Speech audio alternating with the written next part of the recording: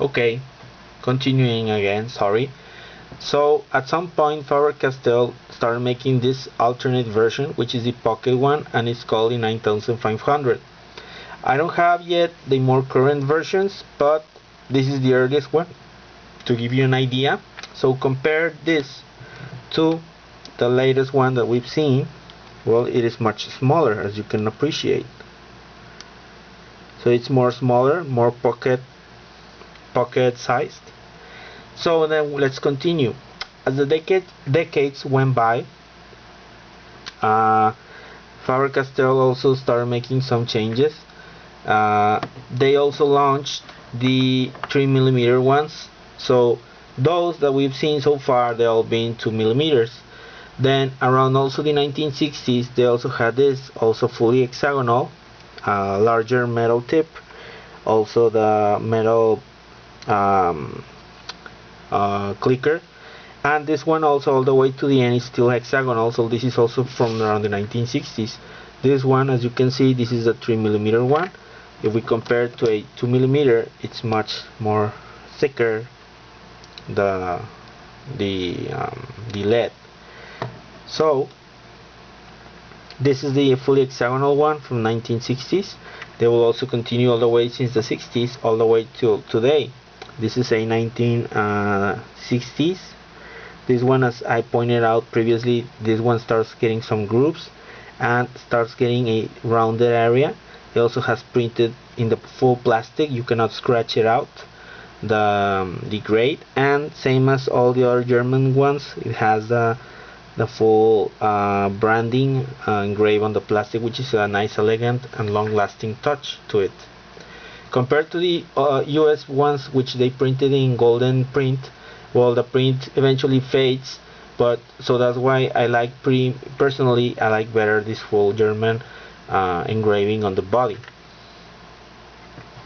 And then as the decade went by, again, these 3mm are still produced today. I don't have a current one, but this is a 1960s all the way to the 70s.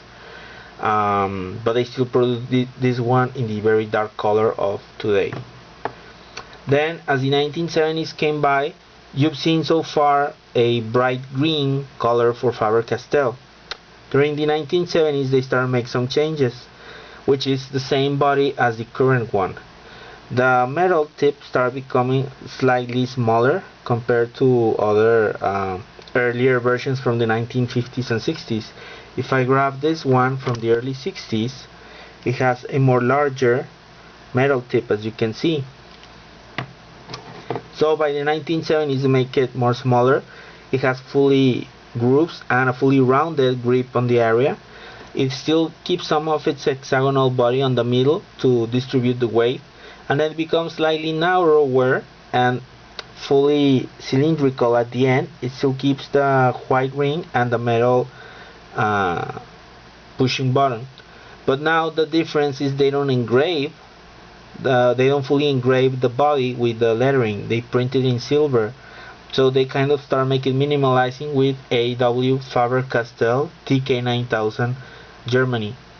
So this will be since the 70s all the way to today, with some cosmetic changes. By around the 1980s or late 80s, they will eventually make it darker green. This green, as you can notice, I hope you can notice by the light, it's like a more military green, which I don't personally like.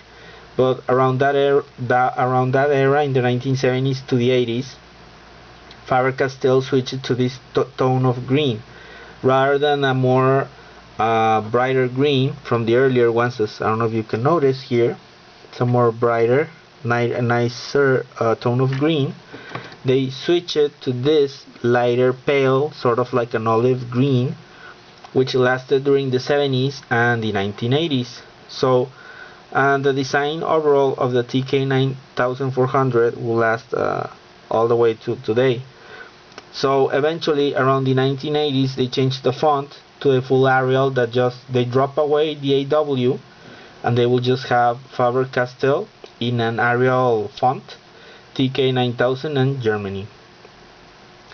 And Faber Castell will still make graded versions, but the graded versions later on will have printed and they will not have like the older ones inserted the white plastic with the gratings. So eventually they will just diminish like the detailing on the manufacturing to just basically print it on the same body for several years.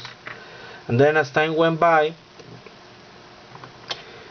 during around the 1990s, since the 90s they adopted this, the very dark green tone, and they will switch again the lettering to a gold tone, which makes a nice contrast considering the chrome metal parts and accents of the push button and the tip. The fully dark green tone, very elegant, and a nice contrast with the white ring. They still keep adding it, and they still print again the grade, in this case the HP, but only on one side, doesn't go all the way around like on the older ones. And during the 90s they still printed Germany here on the beginning, and then at some point they made it cleaner, the design, and they drop it off. So you only know it's German made when you buy a new, just like this one, when it has the sticker of the barcode and it says made in Germany. So basically now you know it's still made in Germany, but when you buy a new with the barcode, now the barrel does not have any detailing that it's made in Germany. Currently this pencil also derived on this one, which is its brother, the TK4600. It's pretty much the same body as the 9400, but what's the main difference? Well, on this one has slightly some differences, cosmetic and functional.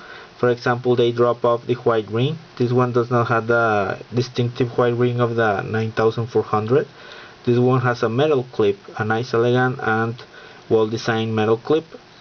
Here on the metal clip on the side, you might not notice, but it says Germany. So on this one, this is how you know this is German made. The same Faber Castell logo, TK4600 printed much more smaller than the 9400. The same metal tips, the same grooves, pretty much, same button metal, except that for the fact that 4600 has an inside lead pointer.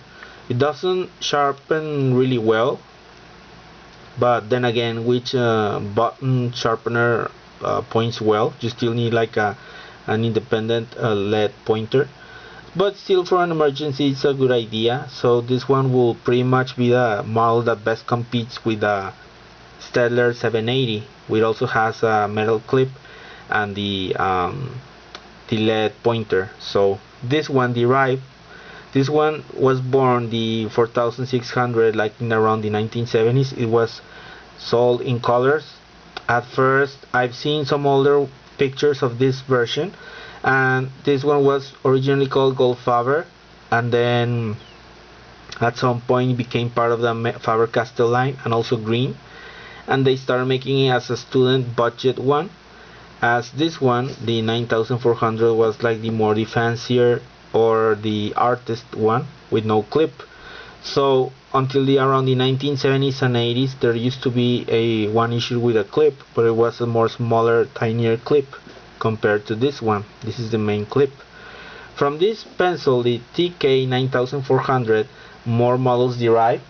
As I showed you before, the 9500 pocket one, which lasted until a few years ago. Then there was the 9440, which has a metal grip, rigid grip.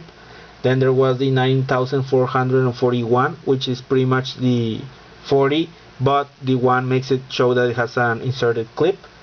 Then there was the 9430, which is the 4mm one. Then the 9600 with a flat. In the 1960s they made a flat lead one, and they made also a 9600 one more recently. We had metal grooves, and it's very rare and hard to find nowadays, but this means how popular the design and style and weight distribution of this pencil was made for this pencil, and makes it the icon that is today for Faber Castell enthusiasts. So let's make a little quick test of it so you can take a look. So I grab it here by the grooves. So this is the Faber Castell, the TK